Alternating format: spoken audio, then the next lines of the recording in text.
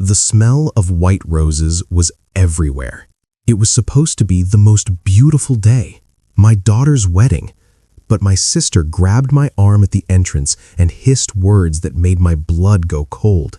"You sit in the back. You're not family today." People heard. People stared. I tried to push past her, but she blocked me. "Don't ruin this wedding like you ruin everything." Then a man I didn't recognize stepped forward with a folder and said my name. "We need to talk," he said. "Right now. My name is Lena Whitmore. I'm 34 years old, and this was supposed to be the happiest day of my life. My daughter, Cassie, was getting married. She was only 19, young by most standards, but she'd found someone kind and steady, and I supported her completely. I had raised Cassie on my own since she was 2. Her father left one winter morning and never came back. No note, no phone call, no forwarded address. Just gone. I was 24 with a toddler, a half-finished college degree, and a job answering phones at a temp agency. Over the years, I worked my way up to a mid-level office manager position at a logistics company. It wasn't glamorous. The pay was decent, but never comfortable. I drove a used car that needed new brakes every 6 months. I wore the same 3 blazers to work on rotation.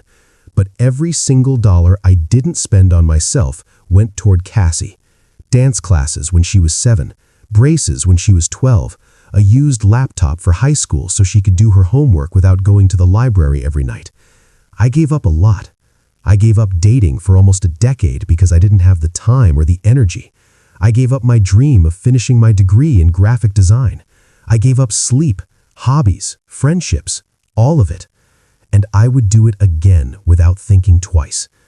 But here's the thing about my family. They never saw any of that as enough. My older sister, Diane, was always the one they celebrated. She married well, lived in a big house with a pool, hosted Thanksgiving and Christmas every year. My parents adored her. When Diane spoke, they listened. When I spoke, they changed the subject. Growing up, Diane got the piano lessons. I got hand-me-down clothes. Diane got a car for her 16th birthday. I got a lecture about being grateful. At every holiday dinner, every birthday, every family gathering, I was the afterthought. They'd forget to set a place for me at the table and then laugh about it. They'd plan vacations and forget to tell me until after they got back. I was the one they called the problem child, not because I caused problems, but because I pointed them out. I asked questions they didn't want to answer. I noticed things they wanted to stay hidden. And for that, I was pushed to the edges. I wasn't rich or glamorous, but I had something they didn't expect. If you've ever felt like a stranger inside your own family, if you've ever shown up to a gathering where your own blood treated you like you didn't belong, then you already know this feeling in your chest, that tight, heavy feeling that makes it hard to breathe. I was a single mom who worked overtime and still packed lunches at midnight. I showed up to every recital, every parent-teacher conference, every emergency room visit at 2 in the morning. I never stopped showing up. And yet somehow, in their eyes, I was never enough. If you're someone who's been underestimated, if you're a parent who has fought silently for your kids while the world looked right through you, this story is for you. Have you ever been treated like an outsider at your own event, at your own child's milestone? If that hits close to home, go ahead and subscribe right now so you don't miss what happens next. And if you already feel this story building towards something big, click like or hit that hype button before we go deeper. Let me take you back to the moment it all started falling apart. I had just walked into the venue after my sister blocked me at the entrance. I found a seat near the middle, trying to collect myself, trying not to cry, trying to remember this day was about Cassie, not about me. But then the wedding coordinator, a young woman with a clipboard and a headset, walked up to me. She looked nervous. "Excuse me, ma'am," she said. "I've been asked to relocate you to the back section." I blinked. "By who?" She hesitated. "The family representative. Your sister, I believe. She said the front 2 rows are reserved for immediate family only." I felt the floor shift under me. "I am immediate family," I said. "I'm the mother of the bride." The coordinator's face went pale. She clearly hadn't been told that. But before she could respond, Diane appeared behind her like she'd been waiting for this exact moment. She put her hand on the coordinator's shoulder and smiled. That smile. I knew it well. It was the smile she used when she wanted to seem reasonable while being cruel. "Lena is just a guest today," Diane said, loud, clear, in front of my aunt, my uncle, 2 of my cousins, and a table of Cassie's in-laws who were meeting our family for the first time. Just a guest at my own daughter's wedding. The whispers started immediately. I could hear fragments. "That's the sister who never got her life together. I heard she causes drama at every event. Diane handles everything. Honestly, it's better this way." Old narratives, recycled lies. I wanted to scream, but I didn't.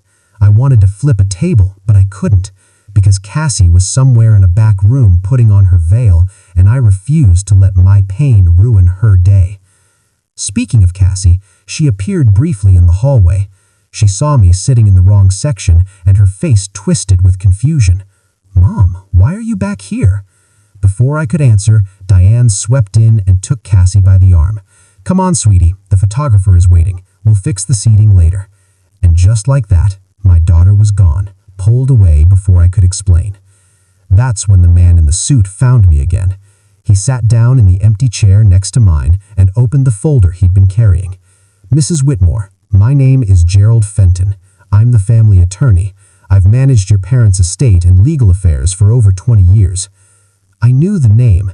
I'd seen it on documents before, but I'd never met him in person. There's something you need to see," he said. "It involves the wedding, specifically the finances behind it." He slid a document across my lap. It was a summary sheet from a trust fund I vaguely knew existed, one that my parents had set up for Cassie when she was born. It was supposed to mature when Cassie turned 18 and be used for her education or major life expenses, like a wedding. But the numbers on the page didn't make sense. Large withdrawals had been made over the past 3 years. Tens of thousands of dollars moved into accounts I didn't recognize. "Your sister has been the acting trustee," he said. "She was given authority by your parents when Cassie was a minor, but several of these transactions don't align with the trust's intended purpose." My hands were shaking. I looked at him. "How much is missing?" He paused. "Roughly $68,000. I felt sick. Diane hadn't just humiliated me at the door. She had been stealing from my daughter. The first betrayal was the story she told everyone. According to Diane, I was never responsible enough to manage Cassie's trust. She told my parents I was bad with money. She told them I had debt I couldn't control. She told them I'd probably drain the fund on myself if I ever got access. None of it was true. I had never missed a bill in my life. I had a small savings account I'd built dollar by dollar over the years. But Diane said it with such confidence, such calm authority that my parents believed every word. They always did. The second betrayal came from my parents themselves. When I called my mother later that evening, after the ceremony but before the reception, she admitted it. "We knew Diane was managing the trust," she said. "We approved it. We thought it was best." "Best for who?" I asked. Silence.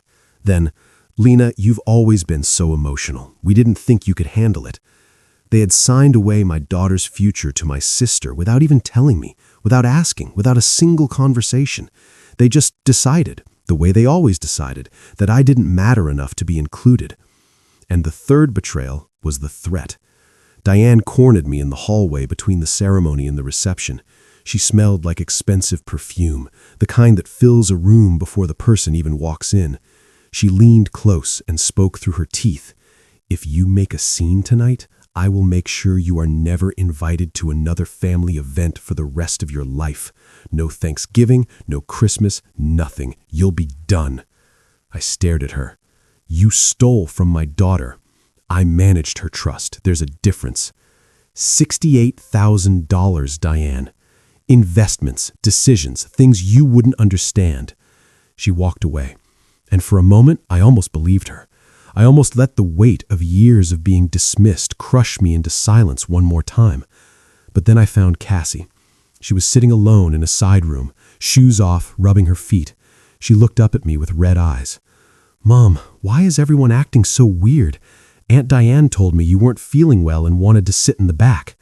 I sat down next to her. I took her hands. "I'm fine, baby. Everything is going to be okay. I promise you that." She nodded. She trusted me. She always had. And that's when something shifted inside me. Not anger, something colder, something more permanent. I decided, sitting there holding my daughter's hands in that small room that smelled like hairspray and fresh flowers, that I was done being silent. I was done swallowing the truth to keep the peace. The peace was a lie anyway. Here's what they didn't know. I hadn't just stumbled onto those financial problems that day. I'd been suspicious for months. It started when Cassie mentioned that her wedding budget kept getting adjusted. She said certain vendors were too expensive, that they needed to scale back. But Cassie had seen the original trust documents. She knew how much was supposed to be there. The numbers didn't match. So she told me, and I started digging. What they didn't know was I'd been keeping records of every strange transaction. Every late night after work, after I'd eaten a cold dinner and changed out of my office clothes, I'd sit at my kitchen table with my laptop open and go through every statement, every email, every receipt I could find. I'm not a lawyer, I'm not an accountant, but I know how to read a spreadsheet, and I know what theft looks like when it's dressed up in nice language. I found transfers to accounts linked to Diane's name. I found payments to a contractor who renovated Diane's kitchen. I found a wire transfer that matched the exact amount of a luxury vacation Diane took to the south of France last summer, all from Cassie's trust. So I did something I'd never done before in my life. I took action without telling anyone. I found Gerald Fenton's number on an old legal document my mother had left at my apartment years ago. I called him. I told him everything. I sent him every document I had. And he listened. He didn't dismiss me. He didn't tell me I was being emotional. He said, "Give me 2 weeks." That was 3 weeks before the wedding. I had a plan they never saw coming. The 12-page report Gerald was carrying wasn't some random discovery. It was the result of my preparation, my patience, my refusal to be the person they always told me I was. Gerald Fenton was 71 years old. He'd been the family attorney since before I was born. He had watched my parents favor Diane my entire life. He had watched me get pushed aside at every turn, and he had stayed quiet because it wasn't his place to interfere in family dynamics. But this was different. This was financial, this was legal, and this was wrong. When I first contacted him, he told me something I'll never forget. "I warned your sister 18 months ago that her handling of this trust was legally questionable. She told me to mind my own business." He paused. "I should have pushed harder. I'm sorry." He wasn't just a lawyer to me in that moment. He was the first person in my family's orbit who had ever validated what I already knew, that I wasn't crazy, that I wasn't dramatic, that something was genuinely wrong.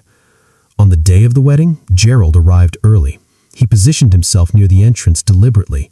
He wanted to observe. He wanted to see how the family treated me in real time because he said it might matter later. And he saw everything. He saw Diane grab my arm. He saw the coordinator move my seat. He heard the whispers. He documented it all in a small notebook he kept in his jacket pocket.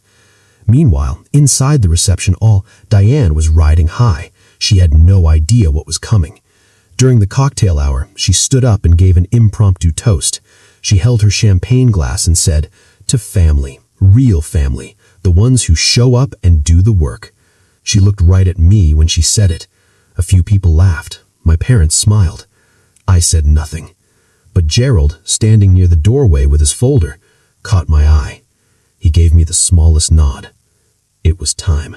Gerald arranged for the meeting to happen in the venue's private office. It was a small room on the second floor with dark wood paneling and a window overlooking the garden where guests were milling around with cocktail plates. The sound of laughter and clinking glasses drifted up through the glass. Inside the room, it was silent. Gerald sat at the head of a narrow conference table. I sat to his left. Across from us sat Diane, my mother, and my father. Diane had come in smirking. She thought this was about something minor, maybe a last-minute change to the reception timeline, maybe some boring paperwork. She even checked her phone as she sat down. "Can we make this quick?" she said. "I have a toast to give in 20 minutes. Gerald opened the folder. He laid the 12-page report on the table, face up, and slid copies to everyone in the room. This is a detailed audit of the trust fund established in 2005 for Cassandra Whitmore, he said. What I've found is deeply concerning. Diane looked up from her phone. Gerald walked through the report page by page. The unauthorized withdrawals, the transfers to personal accounts, the payments to contractors, travel agencies, and luxury retailers. Every single transaction was documented with dates, amounts, and account numbers. Diane's smirk disappeared by page 3. "That's not what happened," she said. "Those were approved expenses." "By whom?" Gerald asked. "By me. I was the trustee." "A trustee acts in the beneficiary's interest," Gerald said. "A $42,000 kitchen renovation at your personal residence does not serve the beneficiary." Diane's face went white. She looked at our parents. "Mom, Dad, tell him, you approved all of this." My mother stared at the papers in front of her. She didn't speak. My father adjusted his glasses and read the same paragraph 3 times. They hadn't known. They had trusted Diane the same way they always had, blindly, completely, and she had used that trust to help herself. "There are legal consequences for this," Gerald continued. "Breach of fiduciary duty, potential fraud charges, civil liability for restitution." "You can't be serious," Diane said. Her voice cracked. "This is a family matter." "It stopped being a family matter when you took $68,000 from a young woman's future," Gerald said. The room was so quiet, I could hear the ticking of a clock on the wall behind me. Diane turned to me. Her eyes were wet. "Lena, please, don't do this. Don't let him expose me in front of everyone. I'll pay it back, I swear." I looked at her for a long time. I looked at the woman who had grabbed my arm at the entrance, who had told me I wasn't family, who had moved my seat, who had poisoned my daughter against me for years with small comments and subtle digs. I looked at her, and I felt something I didn't expect. Not rage, not satisfaction, just clarity. "I don't want to destroy you, Diane," I said. "I want my daughter protected. That's all I've ever wanted." Gerald nodded. He pulled out a second set of documents, a legal transfer agreement, a new trustee assignment, full restitution terms. "Sign these," he said, "and we resolve this privately. Refuse, and I file with the court on Monday." Diane signed. Her hand was trembling so badly the signature barely looked like her name. My parents signed as witnesses. Neither of them looked at me. The power in that room had shifted completely. For the first time in my entire life, I wasn't the one sitting in the back. I was the one controlling what happened next. After the meeting, we all went back downstairs. The reception was still going. The DJ was playing something upbeat. Cassie was dancing with her new husband, laughing, completely unaware of what had just happened upstairs. Diane didn't give her toast. She found her husband, whispered something in his ear, and they left within the hour. No goodbye, no explanation. Just gone. My parents stayed. They sat at their assigned table and barely spoke to anyone. At one point, my mother came over to me. She stood there for a moment, clutching her purse strap. "Lena, I'm sorry. We should have told you about the trust. We should have trusted you." I nodded. I didn't yell. I didn't cry. I just said, "Yes, you should have." And I walked away. I wasn't ready to forgive. I don't know if I ever will be, but that conversation could wait. Tonight belonged to Cassie. Later, near the end of the night, Cassie found me sitting alone at a table near the back. The irony of that wasn't lost on me. She sat down and put her head on my shoulder. "Mom, I don't know exactly what happened today, but I know you did something for me. I can feel it." I kissed the top of her head. "I'll always fight for you, baby, even when it's quiet, especially when it's quiet." She hugged me tight, and for the first time all day, I felt like I could breathe. The trust was secured. Every dollar would be returned. Cassie's future was protected. It took me 34 years to learn that family isn't defined by who shares your blood.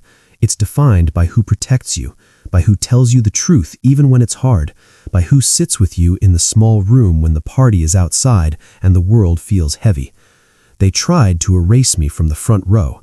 Instead, I rewrote the ending. If you've ever been pushed out of your own family milestone, if someone took credit for your sacrifice or stole what belonged to your child, I see you.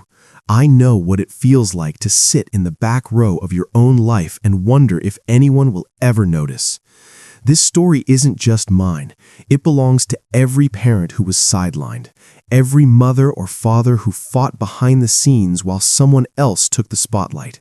If you've ever been financially betrayed or publicly humiliated by people who were supposed to love you, I want to hear your story.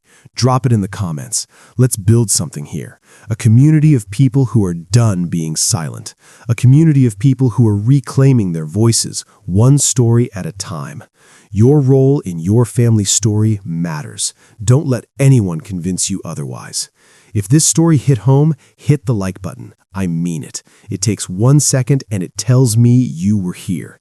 If you have a story of your own, put it in the comments. I read them. I really do.